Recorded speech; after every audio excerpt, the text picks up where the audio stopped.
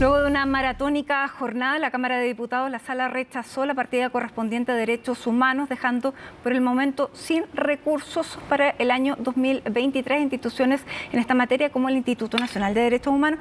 Queremos conversar sobre este tema precisamente con la directora del Instituto, Consuelo Contreras. Muchísimas gracias por estar junto a nosotros aquí en CNN Chile, aquí en el estudio. Bienvenida. Gracias por la invitación, Matilde. ¿Qué significa que los dejen sin recursos en la Cámara de Diputados discutiendo la ley de presupuesto para todo un año? Bueno, para nosotros es una señal muy preocupante, muy grave, porque el Instituto Nacional de Derechos Humanos es la institución pública, es la institución del Estado a cargo de la protección y promoción y defensa de los derechos humanos de todos quienes habitan el territorio nacional. Y por lo tanto creemos que es una señal muy dura para la protección de los derechos humanos y para la democracia también. Hoy día en la mañana en la oficina comentábamos, volvimos a 1989, ¿no? Sin la institucionalidad nacional de derechos humanos que ha costado tanto formar. Por lo tanto, estamos muy preocupados por esta señal. Ahora, esto viene por parte de la oposición, una oposición que hasta ahora nunca había objetado recursos en materia de derechos humanos, pero tenemos una oposición que también no es parte de Chile Vamos, que es republicano, pero también nos llama la atención la votación de la democracia cristiana. ¿Cómo lo ve usted? Yo encuentro preocupante la votación del conjunto de personas, porque en realidad no hay ningún país del mundo, países del mundo desarrollado que tengan cuestionamiento a la protección de los derechos humanos. Es algo que está naturalizado en todo el mundo, ¿no? En todo el mundo desarrollado. La protección de los derechos humanos es una acción del Estado en favor de los ciudadanos y ciudadanas que habitan el país para asegurar que ningún órgano, que ningún agente del Estado va a cometer delitos en contra de los propios ciudadanos, de los ciudadanos del país, ¿no? Y por lo tanto son instituciones de la más que cuentan con el respeto más alto por parte de las instituciones estatales y de la ciudadanía en muchos países. Hemos visto los defensores del pueblo, los ombudspersons, son personas con las que hay un respeto enorme de las instituciones. Y es preocupante que se vea así a los derechos humanos, que no se quiera, hay una suerte de negacionismo, ¿no? De negar hechos reales, que es que un Estado puede violar derechos humanos. Ahora, esta posición se manifiesta en relación a lo que ocurrió a partir del 18 de octubre, o usted lo ve también con lo que ocurrió en la dictadura, porque aquí hay dos momentos de violaciones a los derechos humanos. Ves que está la polémica, que si era sistemático o no, eso pasa a otra materia, pero hay un punto político que no se quiera reconocer a las personas que resultaron violadas en sus derechos, mutiladas con el estallido social. Yo creo que efectivamente, y eso es una muestra de negacionismo, efectivamente durante el estallido social ocurrió la violación a derechos humanos más grave en la historia de los últimos 30 años de la vuelta a la democracia. Y por eso, y eso es innegable, están los hechos, ¿no? Tenemos a la senadora Fabiola Campillay como uno de los ejemplos más emblemáticos de la violación a derechos humanos ocurrida durante ese periodo. Pero también se vio afectada las violaciones a derechos humanos del pasado, porque tampoco fue aprobada la partida que permitía ejecutar el plan de búsqueda de los detenidos desaparecidos. Que es una promesa presidencial para cuando se cumplan 50 años del golpe. Que es una promesa presidencial, pero además es una obligación del Estado. El Estado ratificó la Convención para la Prevención de la Desaparición Forzada. Y esa convención obliga al Estado a, cuando hay desaparición forzada, generar un plan de búsqueda para iniciar ese proceso. Bueno, estos recursos son, por ejemplo, para poder identificar osamentas que están en el servicio médico legal, pero que no hay dinero para poder hacerle las pericias correspondientes, a lo mejor pudiendo permitir que familias cierren un ciclo. De eso estamos hablando. Así es, son situaciones muy graves. Efectivamente, como tú dices, hay restos en el Instituto Médico Legal que requieren de pericias, y eso va a permitir darle tranquilidad y paz a un montón de familias que necesitan hacer el rito de cerrar ese dolor tan profundo, de enterrar a sus muertos, ¿no? De tener un lugar donde ir a llorarlos, a ponerles flores, como todas las personas queremos hacer ese cierre y por fin curar esa herida, ¿no? Que es tan profunda. Por lo tanto, la situación creo que es muy grave, es muy grave. Se dieron particularmente dos posiciones ayer, porque la Democracia Cristiana rechaza, luego en la explicación dicen que no eran suficientes los recursos por un lado, pero también cuestionan en qué se gastan los recursos. La indicación que presentó la diputada Pérez, Joana Pérez, era precisamente para que se transparentara los ítems en que el INEH gasta estos recursos. ¿Eso se hace, Consuelo?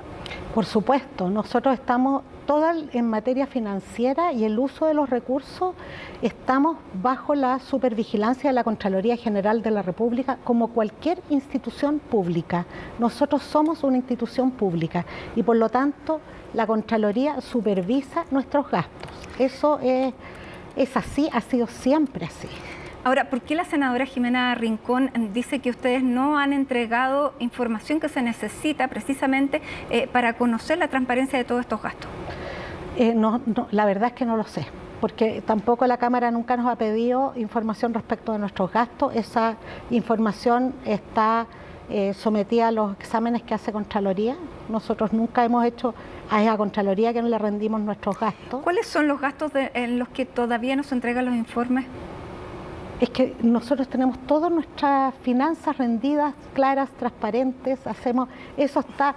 Ahora, hay un informe que nos pidió una comisión investigadora de los actos de gobierno en materia de seguridad. Ahora, nosotros no somos gobierno, ¿ya? Por lo tanto, esa comisión no nos fiscaliza a nosotros, porque nosotros no dependemos del presidente de la República ni de ningún órgano del Estado. Desde esa perspectiva, somos una corporación de derecho público autónoma, pero sí podemos colaborar con los órganos fiscalizadores y nos han pedido en reiteradas oportunidades un informe. Nosotros hemos contestado absolutamente todos los oficios que nos han enviado, pero el informe que nos piden, nosotros lo tenemos planificado desde mitad de este año, desde principios de este año, perdón, para terminarlo en noviembre del 2023. Por lo tanto, es imposible que nosotros entreguemos un informe que está en proceso de elaboración. Los informes del Instituto Nacional de Derechos Humanos tienen el proceso de elaboración y una vez que se finalizan, tienen que ser aprobados por el Consejo. El Consejo del Instituto es el órgano de dirección superior.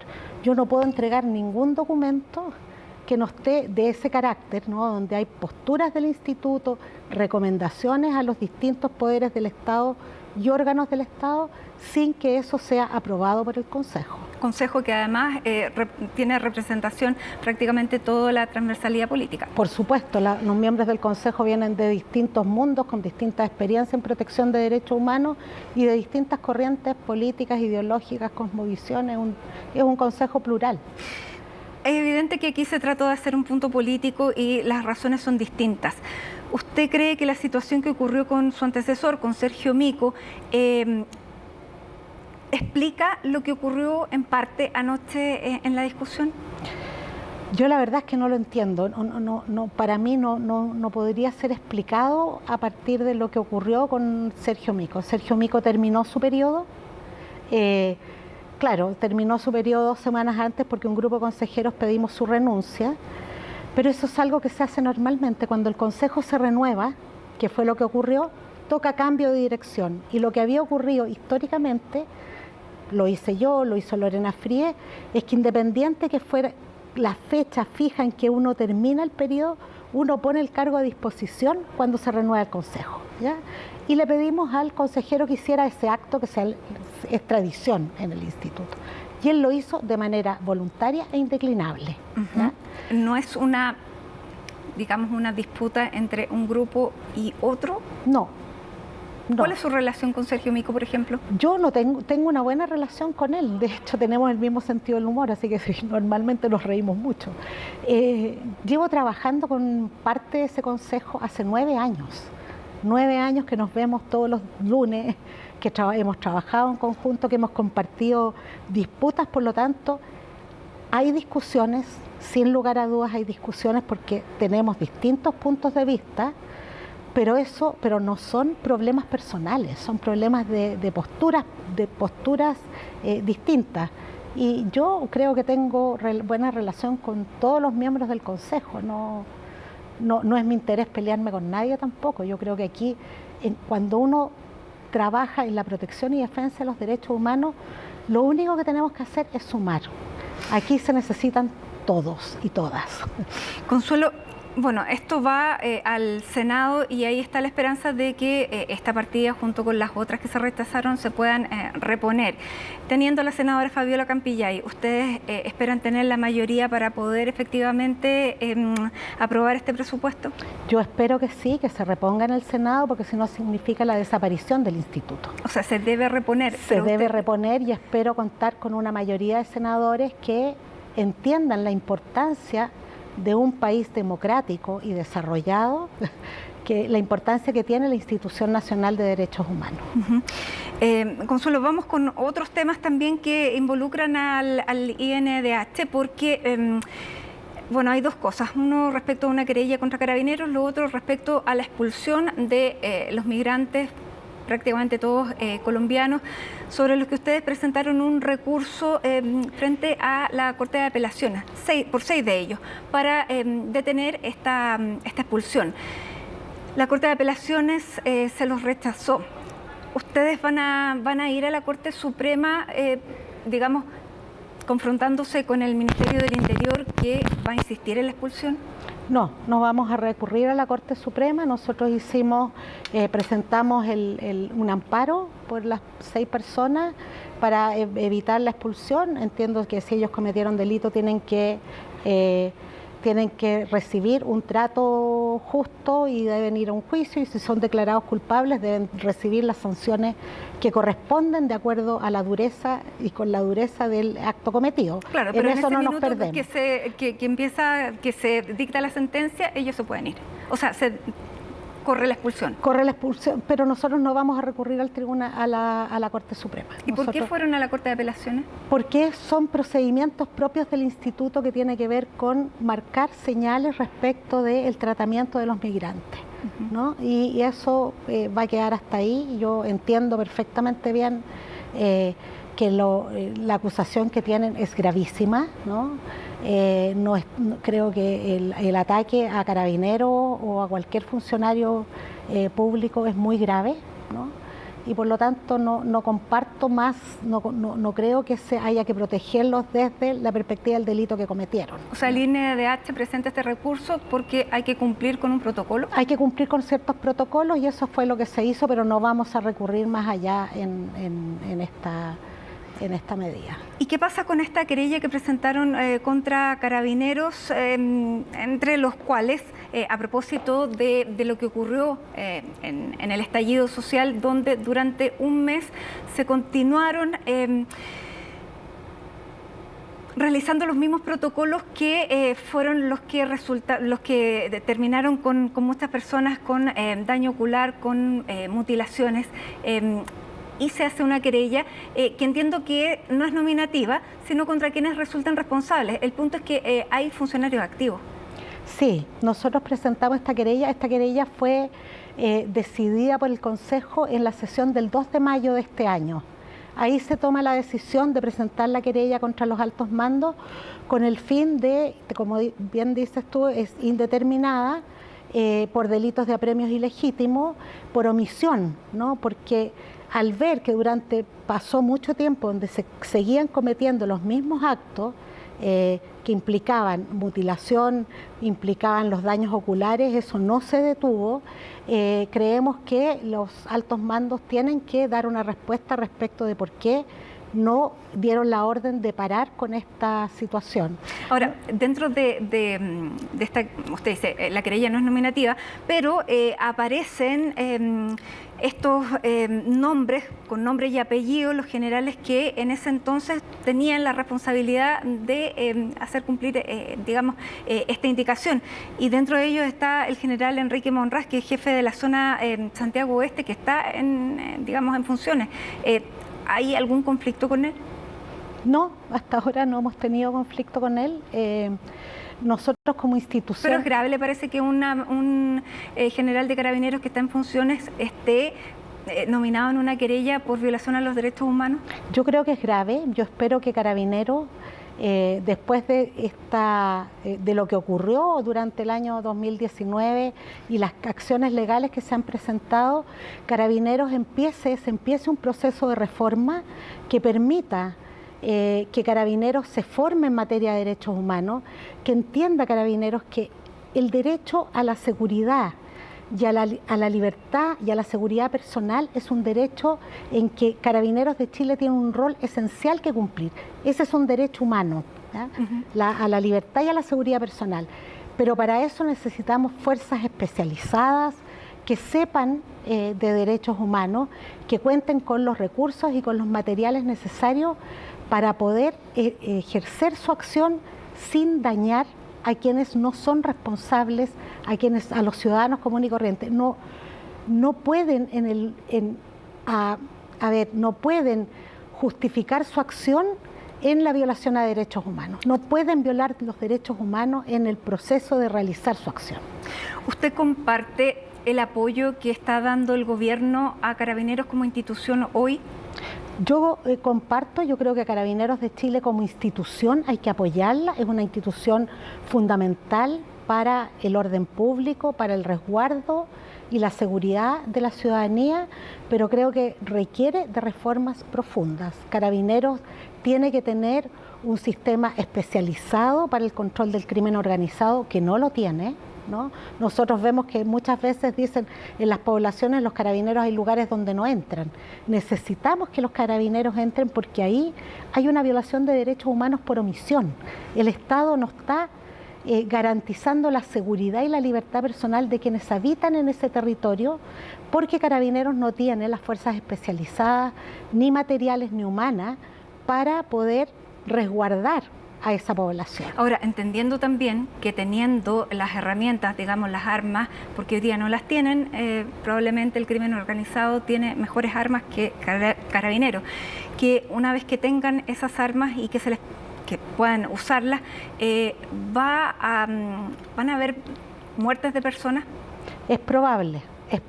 Ahora lo que nosotros esperamos que no ocurra, y para evitarlo o para prevenir, ¿no?, ese tipo de situaciones, el Instituto Nacional de Derechos Humanos y su Consejo, por unanimidad, ha señalado que aquí el uso de la fuerza debe estar establecido por ley, no por protocolo.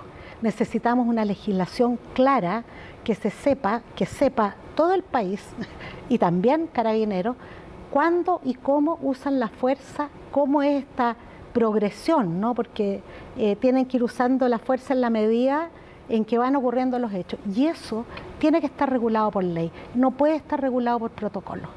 Consuelo, durante este año murió un carabinero asesinado no muy lejos de acá, en la comuna de Pedro Aguirre Cerda, y en su funeral su padre decía: probablemente mi hijo tuvo la aprensión de usar su arma porque luego iba a ser acusado de violar los derechos humanos.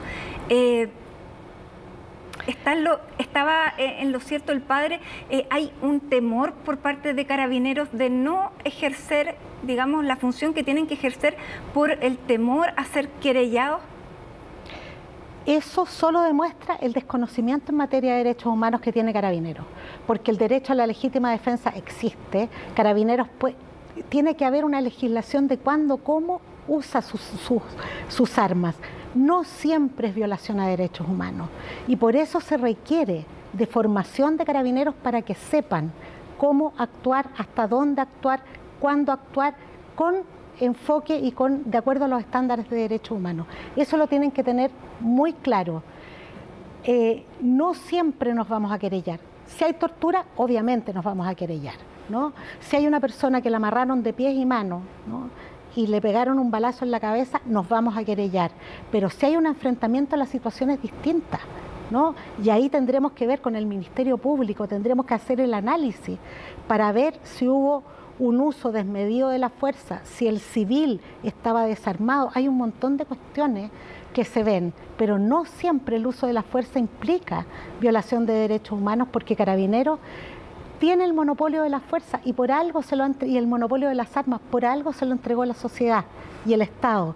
Y eso no es en virtud de violación a derechos humanos, ¿no? Carabineros tiene una función que cumplir y por lo tanto tiene que conocer muy bien los estándares. Nosotros hemos dicho, en la formación de Carabineros tienen que estar incorporados los estándares de derechos humanos, pero no pueden autocapacitarse. Nosotros le hemos sugerido a Carabineros que hagan convenios con universidades de manera tal de que sean académicos, expertos en la materia, los que hagan la instrucción en esta materia. El instituto no puede, somos 200 funcionarios en todo el país, no tenemos capacidad para hacer algo así, podemos hacer charlas motivacionales, pero tiene que haber ahí un convenio con la academia también tiene un rol que jugar en esta materia. Bueno, y seguramente también tiene una distancia distinta a lo que podría tener el Instituto Nacional de Derechos Humanos, al que se le podría acusar de algún sesgo.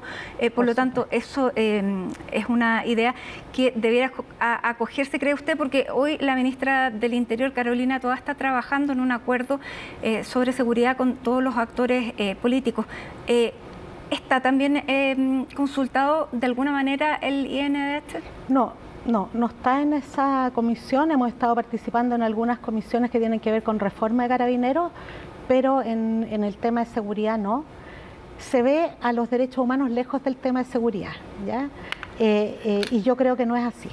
Como decía, tanto el Pacto de Derechos Civiles y Políticos como la Convención Americana de Derechos Humanos establece el derecho a la seguridad, a la libertad y la seguridad personal. Y nosotros también tenemos que supervisar que ese derecho las personas lo puedan ejercer libremente, sobre todo las mujeres, ¿no? Muy bien. Consuelo Contreras, directora del Instituto Nacional de Derechos Humanos, le queremos agradecer que haya estado aquí en CNN, en Hoy es Noticia, discutiendo a partir de lo que ocurrió con presupuesto. Vamos a ver qué es lo que ocurre la próxima semana en el Senado. Muchísimas gracias. Gracias, Matilde.